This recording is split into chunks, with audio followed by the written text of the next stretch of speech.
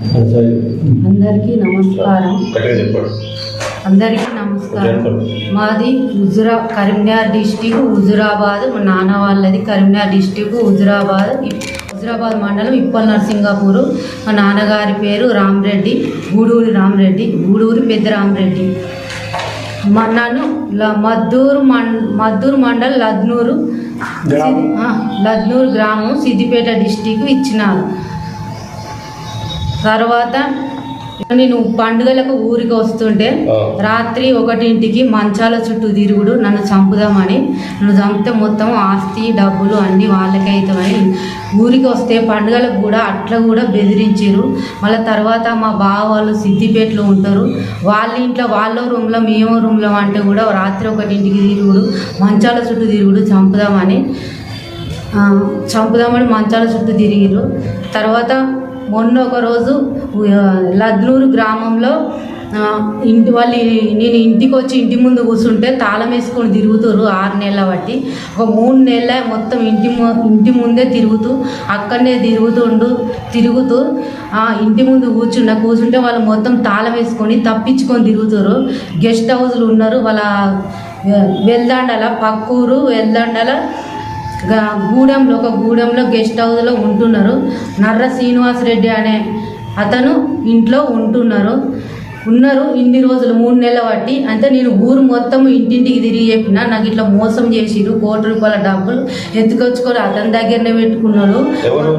మైపాల్ రెడ్డి అనే మా ఆయన భర్త దగ్గర డబ్బులు, మా భర్తని నమ్మి డబ్బులు ఇచ్చిన ₹1 కోటి మొత్తం అతని దగ్గరనే ఉన్నాయి. మా నాన్నవి నావి ఫిక్స్డ్లు కౌలు పైసలు రైతు బంధి అన్ని డబ్బులు మొత్తం అతని దగ్గరనే ఉన్నాయి. మా అమ్మలను కొట్టి అన్ని డబ్బులు అన్ని దొంగ సర్టిఫికేట్లు ఒక్కటి కూడా పాస్ కాలే. వాళ్ళ అన్న సిద్దిపేటలో కాలేజీ నడిపిస్తాడు, అన్ని దొంగ సర్టిఫికేట్లు చదివినట్టు మాకు సాఫ్ట్వేర్ జాబ్ చేస్తాడని చెప్పి మమ్మల్ని నమ్మించి మోసం చేసిరు. ఇంటింటికి తిరిగి అందరికీ చెప్పిన నన్ను ఇట్లా మోసం చేసిరు, ఆస్తిలా మోసమే చేసిరు, జాబులా మోసమే చేసిరు, పిల్లలు పుట్టేదల్లా మోసమే చేసిరు. లాస్ట్కు మా ఆస్తులన్నీ అమ్ముకొచ్చి కూడా మొత్తం అతని దగ్గరనే వాళ్ళ ఫ్యామిలీ వాళ్ళ అన్న వదినే తల్లి దగ్గర మొత్తం వాళ్ళు చెప్పినట్టే ఈనుడు వాళ్ళ దగ్గర పెట్టి మొత్తం వాళ్ళ పేర్లే కొనుక్కున్నారు. తర్వాత నేను ఊళ్ళో అందరు ఇంటింటి కలిసి చెప్పిన తర్వాత ఇట్లా తప్పించుకొని తిరుగుతారంటే తాళం బలగొట్టి ఇంట్లో ఉండమ్మా అన్నారు. 1 నెల రోజులు తాళం బలగొట్టి ఇంట్లో ఉంటే వాళ్ళు వారం రోజులు 3 నెలల నుంచి ఎన్ని రోజుల నుంచి ప్లాన్ చేసుకుంటారో ఇంట్లో ఏమి లేవు, సిలిండర్ లేవు, ఏమి లేవు, అన్నీ ఎత్తుకొని పోయారు. 1 నెల రోజులు నేను ఏం తిన్నానో ఏం చేసినో నాకే అర్థం కాదు. ఇట్లా ఇప్పుడు 1 మంత్ ఉన్న తాళం వల్ల కొట్టుకొని ఇంట్లో 1 మంత్ ఉన్న తర్వాత అలా సిలిండర్ లేవు, బియ్యం లేవు, పప్పులు లేవు, కూరగాయలు ఏమీ లేవు.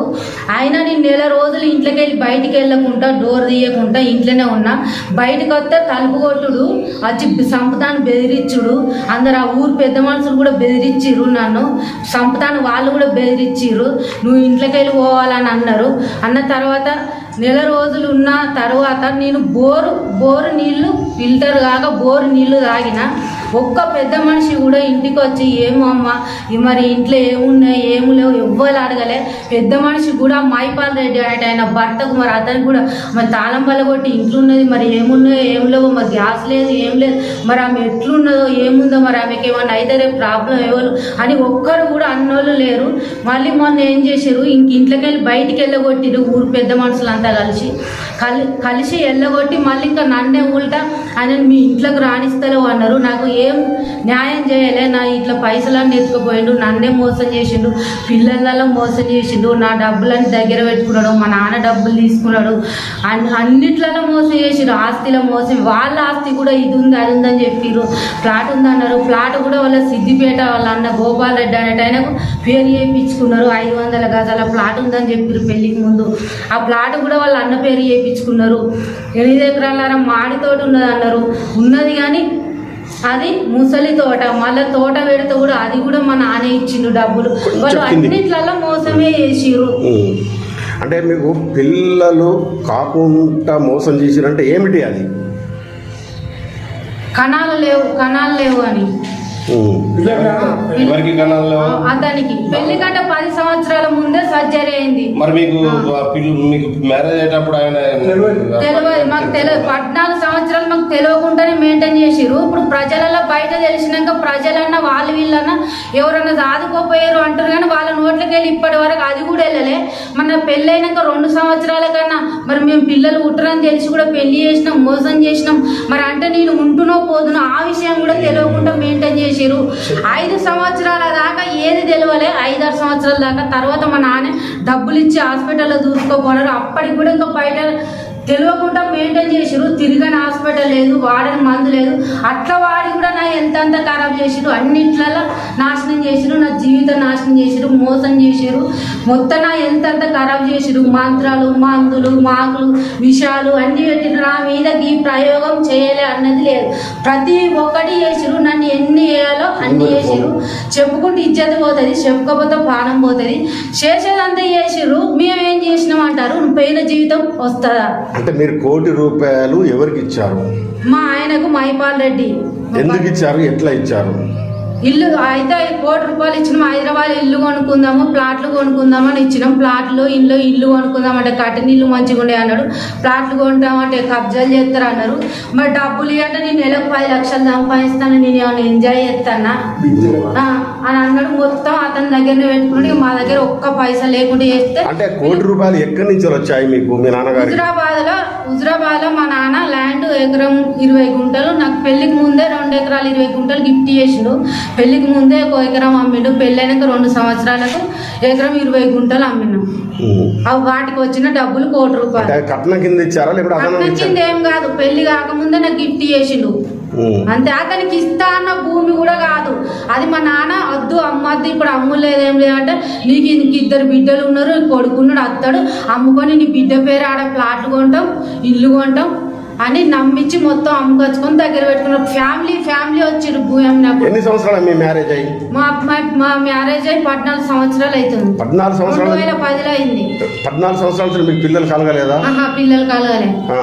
ఫర్టిలిటీ సెంటర్ హాస్పిటల్కి వెళ్ళారా? హాస్పిటల్ కూడా వెళ్ళాము. ఏం చెప్పారు డాక్టర్లు? అతనికి కణాలు లేవు అన్నారు. మరి ఏమన్నాడు మరి ఆయన మీ భర్త? మందులు వాడతాను నన్ను నమ్మించింది ఇన్ని రోజుల దాకా. అసలు తెలియకుండా మెయింటైన్ చేసారు ఇప్పటిదాకా. నిన్న మొన్నటి దాకా కూడా నేను పుడతారు అనుకున్నా, తెలియకుండా మెయింటైన్ చేసిరు. మొత్తం మోసం చేసిరు. మొత్తం ఎన్ని లక్షల రూపాయలు ఇచ్చారు మీరు ఆయనకు? మొత్తం 1 కోటి రూపాయలు. అంటే ఇంకా కట్నం కింద 21 లక్ష ఇల్లు కొనిచ్చిండు జనగంలో. ఇప్పుడు ఏమంటారా మీ డబ్బులు ఇవన్నీ మీరు అడుగుతున్నారా? మేము ఇవ్వమంటే ఇప్పుడు ఇస్తలేరు. అంటే నేను 1 కోటి రూపాయల డబ్బులు ఇవ్వాలన్నా స్లాట్ బుక్ చేసిండు. ఊర్లే 18 గుంటల భూమి కొన్నాడు, అది చేస్తలేడు. ఇంట్లో పేరు తీసేయాలన్నా నేను. అంటే మిమ్మల్ని హత్య చేయాలనే కుట్ర పనిరు అంటే ఏంటి, ఎలా జరిగింది? ఏమైనా విషయం పెట్టారా? విషం పెట్టారు, చేపల పులుసులో విషం పెట్టారు. చంపితే దీని పేరట ఉన్న ఆస్తులు డబ్బులు అన్ని మాకే అవుతాయని చేసి విషయం పెట్టిరు. ఇవన్నీ బయట పడితే పిల్లలు పుట్టది, జాబ్ చేసేది, ఆస్తి ఉందని చెప్పి మళ్ళీ మా ఆస్తులన్నీ అన్ని అమ్ముకొచ్చుకొని దగ్గర పెట్టుకున్నారు. అన్నిట్లలో మోసమే చేసిరు. అడుగున మోసమే. చేపల కూరలో విషం పెట్టిన తర్వాత మీకు ఏమైనా జరిగిందా? జరిగింది. యశోద హాస్పిటల్ తీసుకుపోయి జాయిన్ చేసిరు. 20% బతుకుతుంది అన్నారు. మందులు పెట్టిరు. డాక్టర్లు కూడా అడిగిరు. ఈమెకు డాక్టర్లకు డబ్బులు ఇచ్చి పురుగుట్టుందని చెప్పిరు డాక్టర్లు. నేను ఇంట్లోకి వెళ్ళి బయటికి వెళ్ళా, నాకు పురుగు ఏనిచ్చి కుట్టింది, పైసలు ఇచ్చి పురుగు కుట్టిందని చెప్పు అని చెప్పిరు డాక్టర్లకు. అంటే ఇప్పుడు మరి మిమ్మల్ని ఉంచుకుంటా అన్నాడా లేకుంటే ఏమన్నా? డైవర్స్ నోటీసే పంపించిండు. ఇవన్నీ దగ్గర పెట్టుకున్నాడు. ఇంకా డైవర్స్ నోటీస్ పంపించిండు తెలివిగా. అంటే మాయాన్ని దగ్గర పెట్టుకొని. ఇంకా అంటే మీరు ఈ విషయం గురించి ఏమైనా పెద్ద మనుషుల దగ్గరికి వెళ్ళారా? పెద్ద మనుషుల దగ్గర ఊరు పెద్ద మనుషుల దగ్గరికి వెళ్ళినాం. ఆ ఊరు పెద్ద మనుషులు కూడా ఏం న్యాయం చేయలే. నన్ను ఇంట్లోకి వెళ్ళగొట్టిరు అందరు పెద్ద మనుషులు అంతా కలిసి. మరి ఇప్పుడు ప్లాట్లు చేస్తాను. ఎవరెవరో పంచాయతీ చేసిన పెద్ద మనుషులు?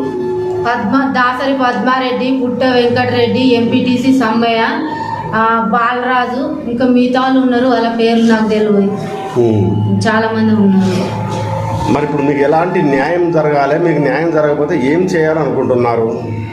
మాకు న్యాయం జరగాలని కోర్టుకైనా, మీడియాకైనా, మహిళా సంఘాలకైనా, ఎక్కడికైనా మంత్రుల దగ్గరికైనా ఎక్కడికైనా పోలీసు వాళ్ళ దగ్గరికైనా ఎక్కడికైనా వెళ్తే నాకు న్యాయం జరగాక పోరాటం చేస్తూనే ఉంటాను. ఎలాంటి న్యాయం నాకు జరగాలి? జరిగినట్టు ఇంకో అమ్మాయికి జరగకూడదు, ఇంకో అమ్మాయిని ఇట్లా ఎవరు మోసం చేయకూడదు అని నేను బయటికి వచ్చి మీడియాకు చెప్తున్నా.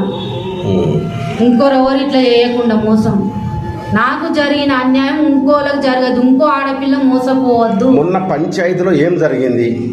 మొన్న పంచాయతీలో ఫస్ట్ మీరు వెళ్ళిపోండి, మీరు జనగాంలో ఉండండి అని ఇద్దరు పోయి జనగాంలో ఉండాలని అన్నారు.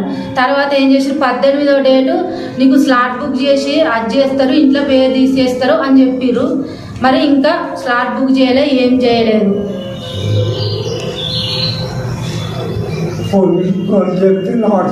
అప్పుడు నేను డబ్బులు ఎవరికి ఇచ్చావు ఏమిటి? నేనా నీ బాధ చెప్పుకోండి. మీ పేరేంటి, మీ ఊరేంది, ఏం జరిగింది? ఊరు రామరెడ్డి, ఇప్పటి నరసింగపురం, హుజరాబాద్ మండలం.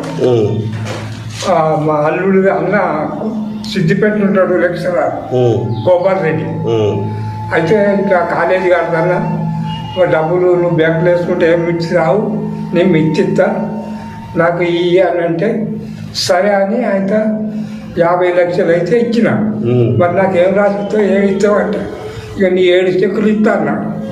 నీకు పైసలు ఇచ్చినాక నా చెక్కులు నాకు తీసుకుంటా అని సంతకం పెట్టి ఇచ్చాను. ఇచ్చి అడిగి కొన్ని రోజుల తర్వాత అడిగిన పైసలు అడిగితే మీ కొరకు 2 ప్లాట్లు పెట్టితే పక్క అవి అమ్మి మీ పైసలు ఇస్తా అన్నాడు. కథ అది అమ్ములేదు, పైసలు ఇచ్చలేదు, ఇచ్చే సహాయించుకొస్తాడు. ఓ పరమ గట్టిగా అడిగితే మీ అన్నిటికి మా తమ్ముడికి ఇచ్చారా, నీకు ఇవ్వని ఇక కొన్ని పైసలు ఇవ్వాలి, ఒకటి మొక్కచ్చాడు. ఆహా మీరు మోసం చెప్తాను అని ఇట్లా దీంతో మా బిడ్డతో చెప్తే పోయి అడిగింది. మన నాన్న బాగలేడు, హాస్పిటల్లో పైసలు కావాలి అని పోయి అడిగితే ఇక దీన్ని నువ్వు ఇచ్చిన కొట్టిండు వెళ్ళిపోయి నాకని ఎంత కట్టాను, ఎవరికి ఇచ్చిన పైసలు ఎవరు వెళ్ళిపోయి వెళ్ళగొట్టాడు. మరి ఇప్పుడు ఎట్లా అంటే మీ అల్లునికి ఆ భూమి అమ్మి కట్నం కింద మొత్తం ఎన్ని ఇచ్చారు మీరు? అల్లుడిగా కట్నం కింద 21 లక్షలు ఇచ్చినాం. ఏం చేసినావు ఆ 20 లక్షలు? 20 లక్షలు ఆయన ఇంట్లో వాళ్ళు ఏం చూసుకున్నారు. ఇక ఇక్కడ 13 లక్షలు పెట్టి ఈడ 13 లక్షలు ఎక్కడి నుంచి? నీ సొంత డబ్బులా? సొంతం, నీ సొంత డబ్బులే? సొంత డబ్బులే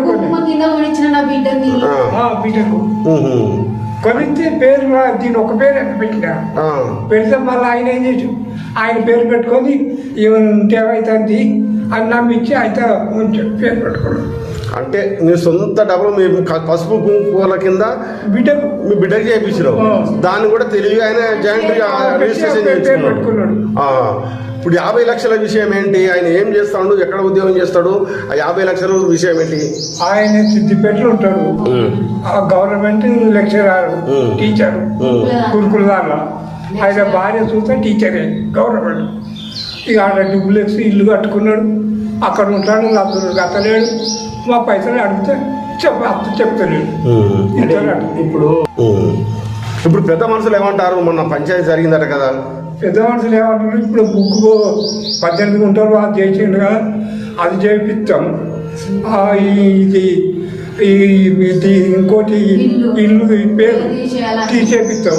ఈ 2 రోజుల తర్వాత అయినాక పైసలు ముచ్చట మాట్లాడతాం. ఈ 2 రోజులు కానీ అంటే సరే అని నమ్మినాం. నమ్మి మరి ఇక పోతే అని ఆ మైపాలు మాతో వెళ్ళగొట్టి తీసుకుపోమని మా పోనీ అంటే ఇక ఆఖరికి అన్నది అది పేపర్ పంపించి మళ్ళీ మా ఇంటికి ఎట్లా తీసుకోపోతే రాత్రి సంపద అని చెప్పిన. అంటే మీ బిడ్డను చంపే కోసం ప్రయత్నం చేసిర్రా? చేసిర్రు. ఏం చేసిర్రు? తీసుకోపోయి వాళ్ళతో ఉండిపోయింది. చంపే కోసం ప్రయత్నం చేసిర్రు అంటున్నా? చంపేదానికే చాలా సార్లు చేపల పురుషుల మందు పెట్టిర్రు అని చెప్పు. ఇప్పుడు ఏమంటావు లాస్ట్ ముచ్చట?